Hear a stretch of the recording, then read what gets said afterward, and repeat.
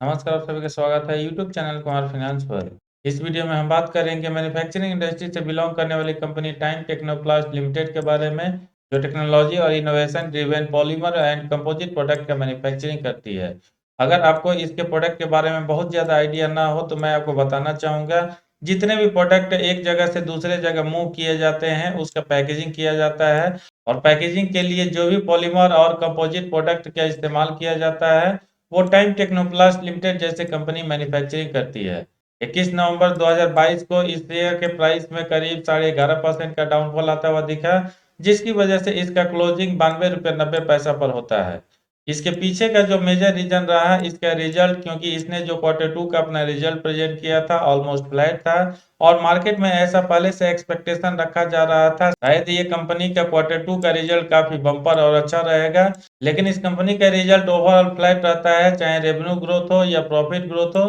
जो stock market को पसंद नहीं आया और इसके शेयर प्राइस में करीब 11 से 11% का डाउनफॉल आया। अगर कुछ की पॉइंट्स पर नजर डालें तो ये अपने सेक्टर में एक तरह से मार्केट लीडर है, क्योंकि प्लास्टिक ड्रम के सेक्टर में इसका करीब 60% का शेयर है। सेकेंड लार्जेस्ट ये कंपनी है कंपोजिट सिलेंडर मैन्युफैक्चरिंग में, और इंटरमीडिएट बल्क कंटेनर मैन्युफैक्चरिंग में ये थर्ड लार्जेस्ट कंपनी है अक्रॉस द इंडिया। अगर हम इसके प्रोडक्ट सेगमेंट की बात करें तो इसको इंडस्ट्रियल पैकेजिंग से करीब 75% का रेवेन्यू, जिसमें 66% डोमेस्टिक से और 33% इंटरनेशनल मार्केट से आता है। वैसे तो इसका customer base across the industry है, लेकिन मेजरली ये केमिकल और एफएमसीजी कंपनीज को कैटर करती है। टाइम टेक्नोप्लास्ट लिमिटेड का मेजर बिजनेस वैसे तो इंडस्ट्रियल पैकेजिंग से आता है, क्योंकि 75% रेवेन्यू करीब इसी इंडस्ट्री से इसको जनरेट होता है। लेकिन अगर इसके ओवरऑल बिजनेस पर नजर डाला जाए तो एक तरह से कंग्लोमरेट है, बावजूद इसके ये मार्केट कैप के हिसाब से काफी छोटी कंपनी है, क्योंकि इसका मार्केट कैप करंट टाइम में आपको 2000 करोड़ के आसपास देखने को मिलेगा। रिसेंटली इसको इंडस्ट्रियल पैकेजिंग से 75% रेवेन्यू के अलावा इंफ्रास्ट्रक्चर से 15%, लाइफस्टाइल से 5% और ऑटोमेटिव कंपोनेंट से 5% रेवेन्यू जनरेट होता है।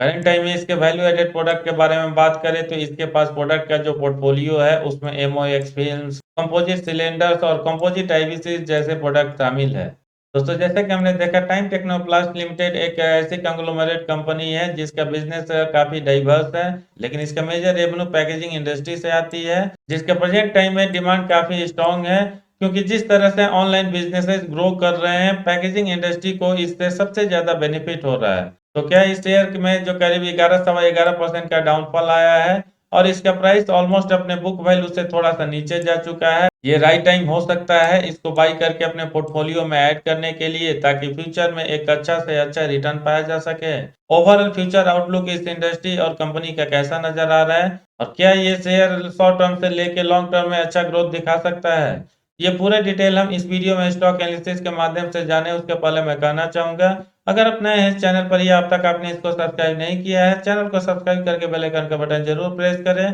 ताकि आने वाले फ्यूचर में हर क्वालिटी वीडियो का नोटिफिकेशन आपको मिलती रहे। दोस्तों, सबसे पहले अगर हम इसके कुछ की मैट्रिक्स पर नजर डालें फंडामेंटल को समझने के लिए, ये फिलहाल माइक्रो स्मॉल कैप से बिलोंग करने वाली कंपनी है, क्योंकि मार्केट कैप इसका मात्र 2104 करोड़ का है। स्टॉक भी काफी अट्रैक्टिव मात्र 10.3 है। हालांकि इस इंडस्ट्री से बिलोंग करने वाली जितनी भी मेजर कंपनीज हैं, मैक्सिमम क्वालिटीज कंपनी का स्टॉक भी आपको इसी के रेंज में देखने को मिलेगा। आरओसी का परसेंटेज हो या आरओई का परसेंटेज हो, फिलहाल काफी पुअर देखने को मिल रहा है, क्योंकि ये 15 के नीचे 12.2% और 9.44% है। इस शेयर का करेंट मार्केट प्राइस जो 11% करेक्शन के बाद करीब 93 रुपया हो चुका है। ऑलमोस्ट ये अपने बुक वैल्यू के आसपास चल रहा है, क्योंकि इसका बुक वैल्यू 94 रुपया 90 पैसा है। दोस्तों, अगर हम इस कंपनी के क्वार्टरली रिजल्ट पर नजर डालें तो सितंबर 2019 से लेकर सितंबर 2022 के बीच में बहुत ज्यादा ग्रोथ आता हुआ नजर नहीं आ रहा है, क्योंकि इसका रेवेन्यू इस पीरियड में 925 करोड़ से लेके 1024 करोड़ के बीच में रहता है। ऑपरेटिंग प्रॉफिट भी इस पीरियड में इसका काफी ज्यादा फ्लक्चुएट करता है, क्योंकि जून 2020 में सबसे कम करीब 54 करोड़ होता है, जबकि सबसे अच्छा ऑपरेटिंग प्रॉफिट इसका मार्च 2022 क्वार्टर रिपोर्ट के हिसाब से देखने को मिल रहा है, क्योंकि ये 139 करोड़ तक हो जाता है। ओवरऑल अगर हम इसके ऑपरेटिंग प्रॉफिट पर नजर डालें सितंबर 2019 से लेकर सितंबर 2022 के बीच में बहुत ज्यादा फ्लक्चुएशन के साथ मैक्सिमम टाइम ये 130 करोड़ के आसपास बना हुआ है। ओपीएम परसेंटेज भी इसका जरूर जून 2020 हो या सितंबर 2020 का क्वार्टर रिपोर्ट हो, सबसे कम 11% से लेकर 12% के रेंज में रहता है। बाकी पिछले 12-13 क्वार्टर रिपोर्ट में ये 13% से लेकर 14% के रेंज में बना हुआ है। ओवरऑल इस कंपनी के एनुअल ग्रोथ भी कोई बहुत अच्छा देखने को नहीं मिल रहा है, क्योंकि अगर पिछले 10 साल के डेटा पर नजर डालें, कंपाउंडेड सेल्स ग्रोथ इस पीरियड में करीब 9% रहता है, 5 साल में 6%, 3 साल में मात्र 1% और सबसे अच्छा परफॉर्मेंस पिछले 1 साल में होता है, क्योंकि इसका कंपाउंडेड सेल्स ग्रोथ इस पीरियड में 14% के आसपास नजर आ रहा है।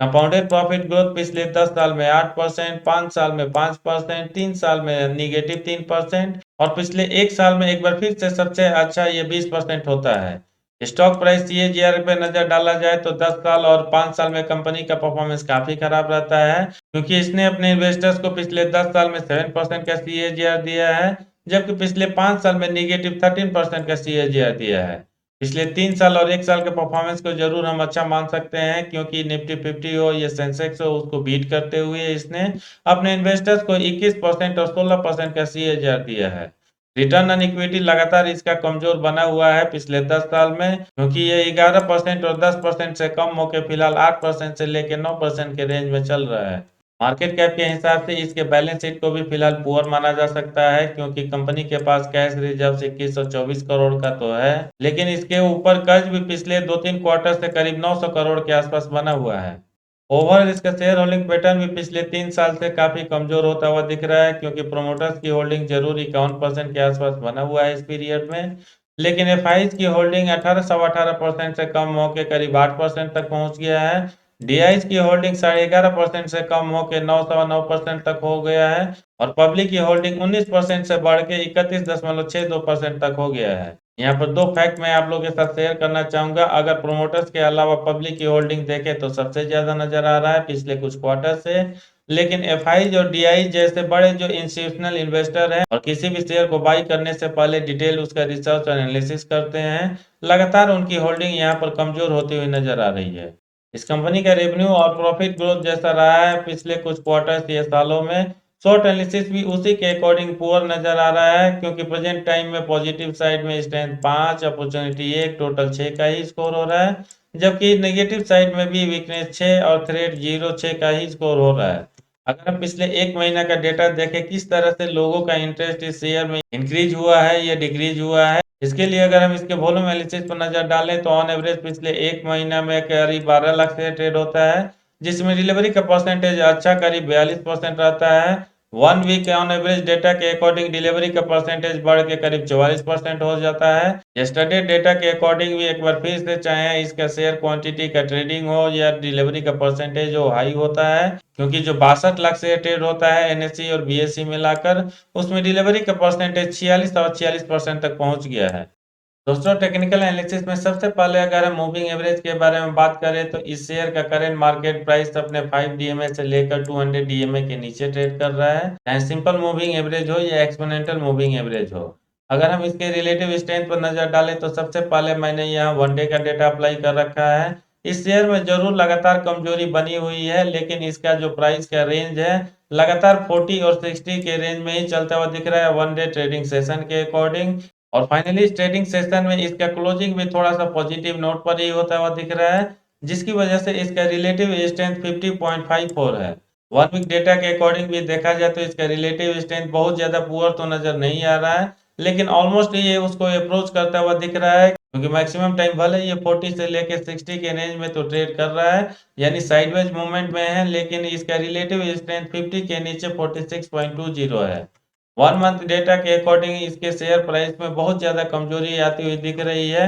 क्योंकि मैक्सिमम टाइम ये 40 के नीचे ट्रेड करता है और रिलेटिव स्ट्रेंथ इसका ऑन एवरेज 24.09 बन रहा है। इसके अलावा कुछ और टेक्निकल इंडिकेटर्स पर नजर डालें तो मैंने 7 से 8 इंडिकेटर्स को भी चेक किया, जहां मैक्सिमम पार्ट में ये थोड़ा सा कमजोरी नजर आ रहा है, जिसकी वजह से मैक्सिमम पार्ट में आपको बेयरिश पैटर्न ही देखने को मिलेगा। यानी प्रेजेंट टाइम में कोई भी ट्रेडर अगर इस शेयर को कंसीडर करना चाहता है ट्रेडिंग पॉइंट ऑफ व्यू से, नेगेटिव साइड में इसको कंसीडर कर सकता है। दोस्तों इस स्टॉक के इन्वेस्टमेंट चेकलिस्ट पर नजर डालें तो जो 8 पैरामीटर यहाँ दिया हुआ है, 7 पैरामीटर ये आपको ग्रीन जोन में जाते हुए दिखेंगे, क्योंकि interesting value, ROE versus FD rate, dividend returns, entry point, no red flag, default probability, quality checks ऐसे पैरामीटर है जहां पर कोई निगेटिविटी बनती हुई नहीं दिख रही है। ग्रोथ स्कोर एकमात्र ऐसा पैरामीटर है जो रेड जोन में है और जैसा कि हमने देखा, चाहे इसका क्वार्टरली पीएनएल स्टेटमेंट हो या एनुअल पीएनएल स्टेटमेंट हो, बहुत ज़्यादा ग्रोथ इसके रेवेन्यू और प्रॉफिट में देखने को नहीं मिल रहा है। इसलिए अगर उसके बेसिस पर देखा जाए तो शायद इसका आने वाले शॉर्ट टर्म से लेके मिड टर्म में कोई बहुत अच्छा ग्रोथ बनता हुआ नहीं दिख रहा है। दोस्तों, इस कंपनी और शेयर को लेकर जो फोरकास्ट किया गया है, मात्र एक ही एनालिस्ट ने अपना ओपिनियन शेयर किया है जो पॉजिटिव साइड में है। फिलहाल हम इसको इग्नोर करके चलते हैं, क्योंकि मेरा ऐसा मानना है, जब तक किसी कंपनी या स्टॉक को लेकर कम से कम 10-12 एनालिस्ट का ओपिनियन नहीं नजर आता है, फिर उसमें बायसनेस देखने को मिल सकता है।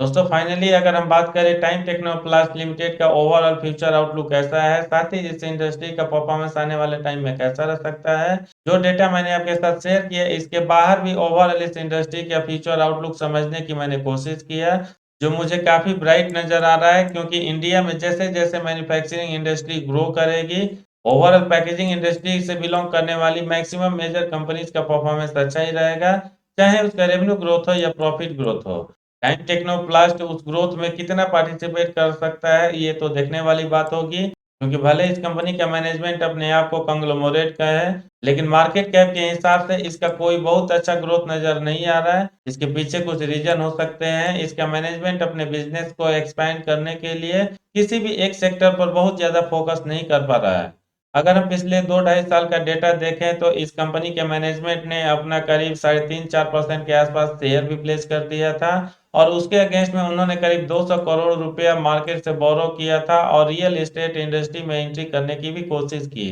हालांकि प्रोमोटर्स के जो प्लेस की क्वांटिटी है वो फिलहाल थोड़ा सा डिक्रीज होता हुआ दिख रहा है, और ये 3.5% से कम होकर फिलहाल 2.86% तक पहुंच गया है। लेकिन जिस तरह से कंपनी के ऊपर कर्ज बढ़ता हुआ दिख रहा है पिछले कुछ क्वार्टर्स में, शायद इस कंपनी का मैनेजमेंट थोड़ा सा कंफ्यूज होता हुआ दिख रहा है, क्योंकि वो अपने बिजनेस को प्रॉपर तरीके से एनालिसिस नहीं कर पा रहे हैं, जिसकी वजह से उनका विजन पूरा क्लियर नहीं है, किस इंडस्ट्री पे उनको ज़्यादा फोकस करना है और किस इंडस्ट्री से उनको क्विट करना है। टाइम टेक्नोप्लास्ट लिमिटेड जैसा शेयर एक रिस्की बेट हो सकता है, इसलिए मेरा सजेशन रहेगा, अगर आप किसी ऐसे शेयर में निवेश करना चाहते हैं जो पैकेजिंग इंडस्ट्री से बिलोंग करती है या प्लास्टिक प्रोडक्ट का मैन्युफैक्चरिंग करती है, आप ऐसे स्टॉक को सिलेक्ट करें जो इस सेक्टर की लीडर है, जैसे पॉलीप्लेक्स, यूप्लेक्स, नीलकमल और सुप्रीम इंडस्ट्री एक्सेट्रा। इस वीडियो में इतना ही है। कैसा लगा कमेंट करके जरूर बताएं। पसंद आए तो लाइक का बटन प्रेस करके अपने सर्किल में इस वीडियो का लिंक जरूर शेयर करें, जो टाइम टेक्नोप्लास्ट लिमिटेड शेयर में इंटरेस्टेड है। पूरा वीडियो देखने के लिए धन्यवाद। जय हिंद।